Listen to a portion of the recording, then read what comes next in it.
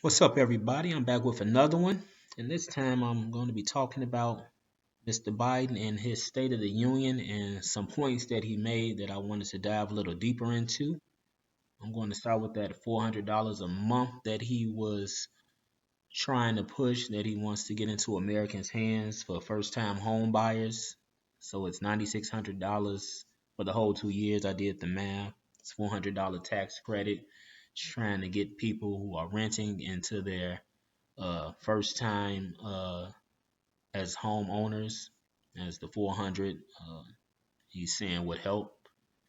He also mentioned about people if they refinance, trying to help them get more money if they choose to refinance on their home, the current homeowners.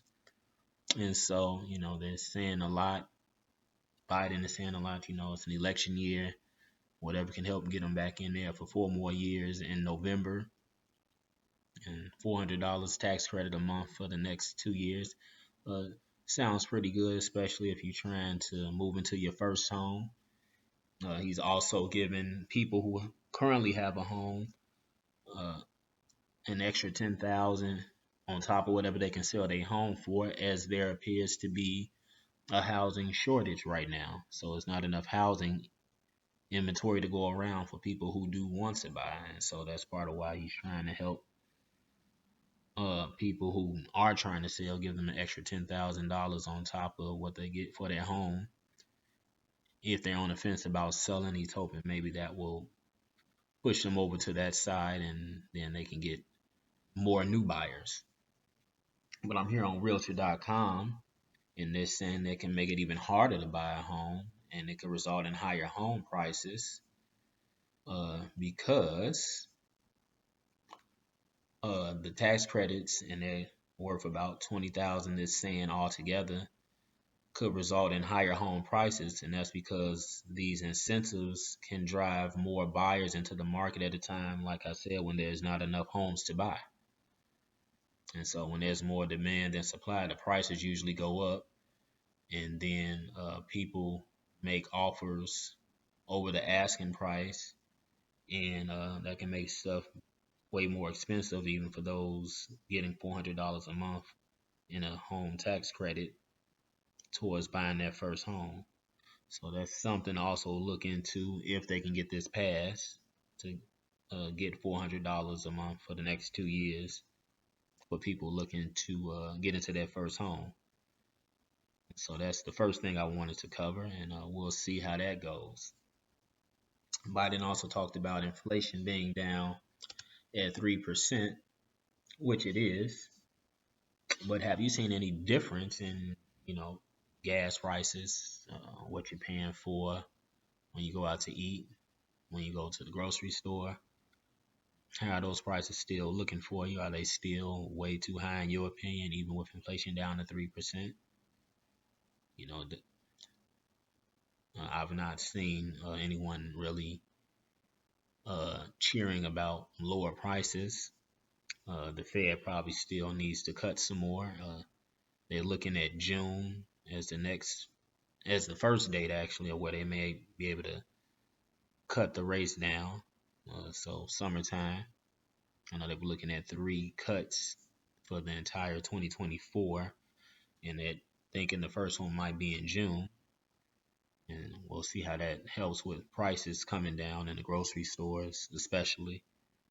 But even though Joe was kind of patting himself on the back with inflation down to 3% at this time of the year, uh, other citizens are still feeling the squeeze at the cash register when they're getting groceries and food and everything else. So, again, it's an election year, so they throw out all the statements, uh, trying to get themselves into good graces with the general public to help drive in votes. So these are just some things to keep an eye out on, and some things I took away from the State of the Union address. And Joe also talked about the racial wealth gap being the smallest it's ever been in 20 years since he's been president. And while he is correct Going back, looking at this graph, 2022, uh, 2 years into Joe's current presidency, for every $100 a white person took home, black people only got $15.75 out of that 100. So that's still a big gap there in terms of how much black folks took home off of every $100 versus white people taking home the whole $100. So Joe, that is the smallest it's been in 20 years, and that's a shame. But yet Joe was really shouting that out at the State of the Union, saying it happened under his watch. We got the racial wealth gap down to the smallest it's been in 20 years. That's true, but it's nothing really to celebrate about. It's very wide gap still right now.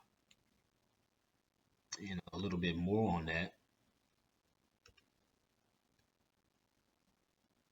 from what I can show you here.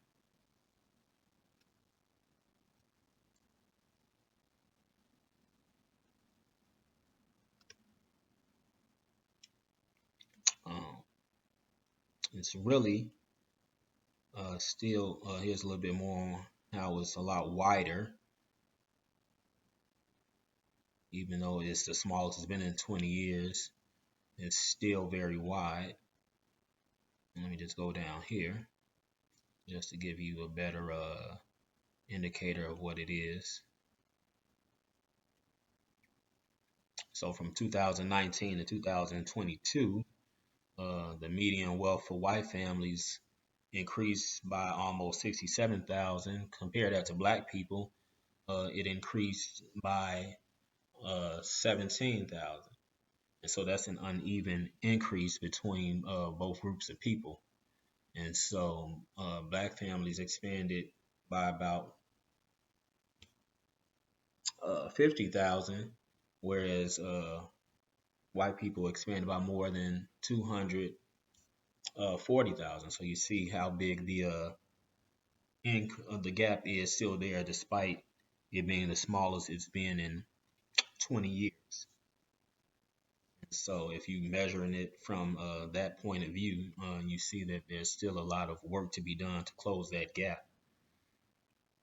despite uh, Biden saying it's been the smallest it's been in 20 years. He is correct, but it's not really making that big of a difference between white money and black money and the whole financial aspect of it.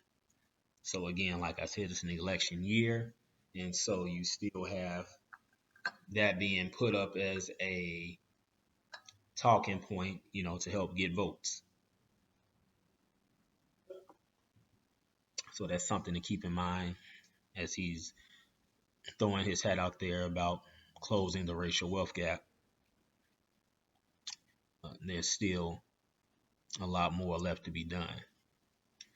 He also brought up the migrants, but he didn't address why they're being let in here, why they're being given benefits, why they continue to be let in here, despite American citizens protesting and being upset.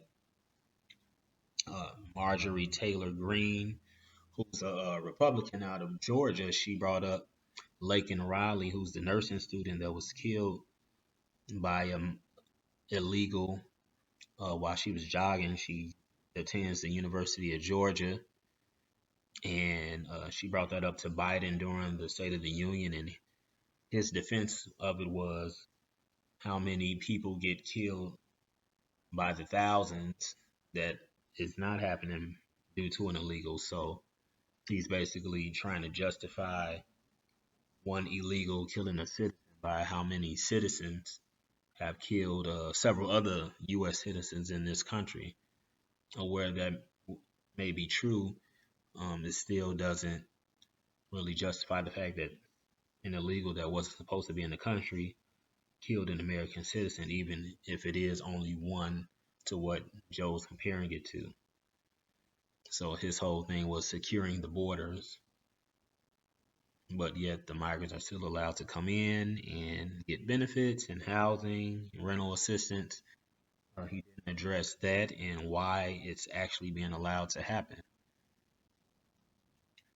which I think could hurt his re-election chances as well, because he lets them over here and there's still other homeless people and veterans that aren't getting the same type of help that the migrants are getting. So again, this is all something, you know, I don't know how it'll affect your vote in November. If you want to go Donald, if you want to go Joe, it's down to those two as the final choices at this point. And this whole migrant situation, and I'm still waiting myself to see why they're being allowed in here and given the help that they're being given. What's the end goal? I'm still waiting for the other shoe to drop. So, everybody else, you make your own decisions in terms of what you felt about his speech, if you even watched it, if you did, what you took away from it.